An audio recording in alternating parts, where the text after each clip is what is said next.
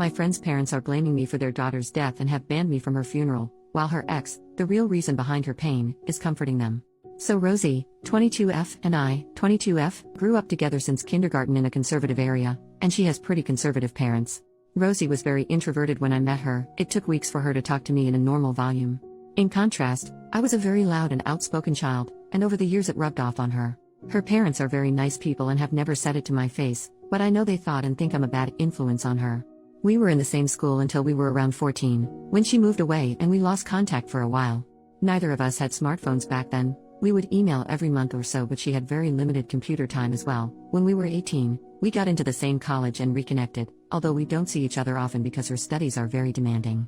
We weren't as close as before, but we still talked a couple of times a month. I still considered her an important friend. 2 years ago, she got her first boyfriend, Darius, and it was obvious she had never been happier. I had never met him in person but have only heard good things from her. Her family knows about him and approves of their relationship. But around 2 months ago, she found out that he had been secretly filming their intimate activities and posting it on adult sites. He did not censor her face, and he had amassed a significant number of followers from these videos. She was mortified and heartbroken but did not want any of their mutual friends knowing, for fear that people in real life could potentially search and see those videos. Since their social circles are very intertwined, she had no one to confide in. I was one of the few people who knew. She stressed that her parents could not find out. They were under the assumption that both her and Darius were Christians and were saving themselves for marriage, and if they did, they would likely cut her off financially. Her mutual friends with Darius did not know what happened, just that she dumped him and it didn't work out. She was very depressed and suicidal afterwards, and having dealt with depression and suicidal thoughts myself, I took her out almost daily to check on her, and so that she could have someone to vent to. Her other friends noticed she was down, but she attributed it to dealing with the breakup and the stress of impending exams. I don't know what the exams are supposed to be called in English, but it's something like the bar exam for lawyers. It's a big deal. The day she died, I went to pick her up from her dorm for dinner, but she didn't answer her phone or the door. She lives in a single room. I don't want to go into the details, but I was the one who found her. She didn't even leave a note. I had to call her parents and tell them about it. When they came, her mom started shouting that I was a bad influence, that I gave her depression, and implied that I drove her to unalive herself. I heard through the grapevine that Darius told her parents they were only on a break and were working things out, and he has been comforting her parents and helping organize her funeral and memorial. I am disgusted. I want to tell her parents, but I don't want to tarnish Rosie's memory. I also don't think her parents will believe me. I am not invited to her funeral and I am wondering if I should go anyways. I want to see her one last time, but I'm afraid I might cause a scene if I go. I also haven't cried once since the incident. I think I may still be in shock. I am waiting for the grief to hit me, but it still hasn't yet. I feel like I'm supposed to be traumatized, but all I feel is numb. I don't know if this is the right sub for this, but I'm looking for advice on whether to go to the funeral, whether to approach her parents or confront Darius, and if so, how, and I guess just how to navigate this whole situation emotionally. I know Reddit is the first to suggest therapy. I'm on it. I can't afford individual therapy, but I'm on a wait list through my university's mental health program. I don't have an exact timeline for when I expect to be seen yet. Edit. I tried replying to all the comments but got a bit overwhelmed. Thank you all for the advice and hugs. I want to clarify a few things and share what I've decided so far, thanks to all your help. Rosie deleted all the videos she could find when she found out, and we talked mostly in person. I have some texts from her saying how betrayed she felt and how exhausting it was keeping up appearances and pretending to be fine, but nothing concrete. I have decided not to go to the funeral.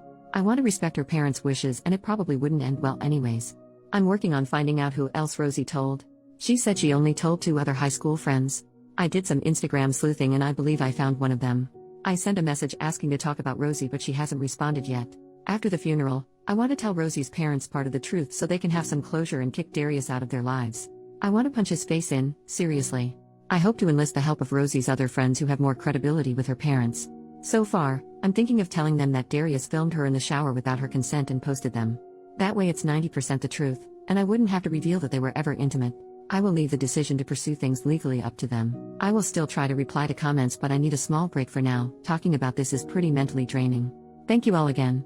Update. 1 month later. Hey, just wanted to write down my thoughts and update anyone who was wondering about how things went after Rosie's funeral.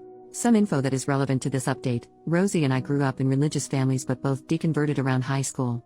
She wasn't religious for the duration of her relationship with Darius, but her parents believed she was still Christian.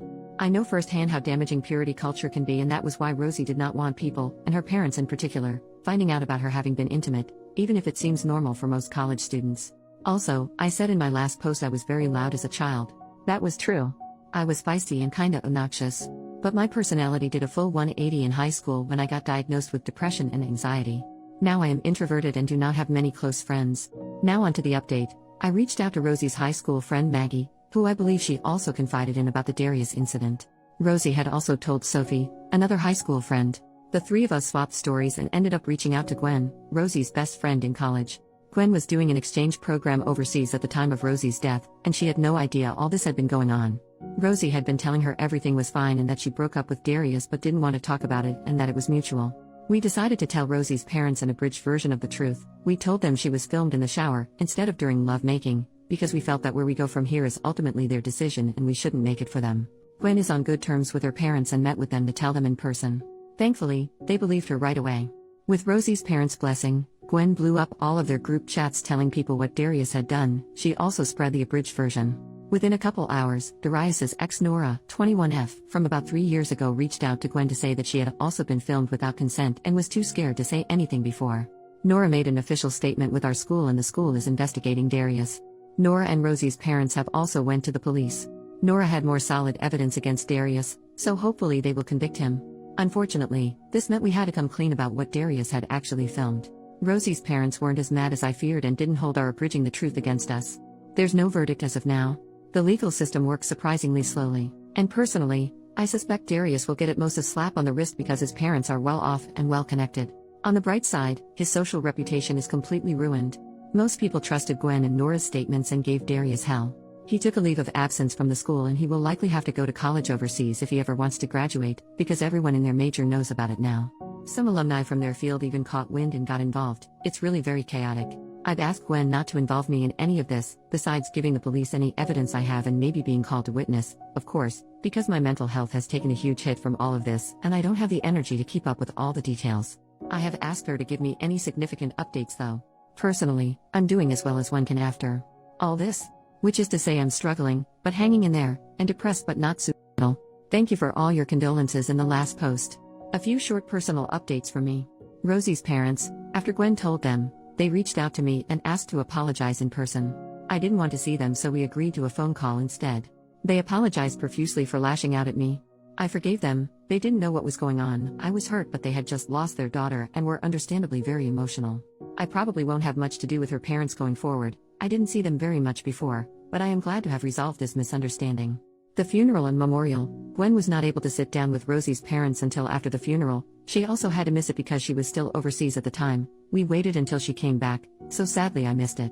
Rosie was cremated, and her parents gave us, Gwen, some of the ashes. Gwen took Maggie, Sophie, and I to her and Rosie's favorite spot on campus, and we set up a picnic there.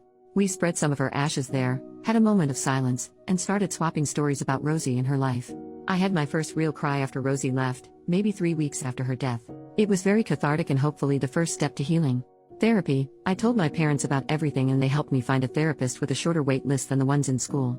I did an intake session, and I can expect to be seen in as little as 2 weeks with a therapist that specializes in grief counseling.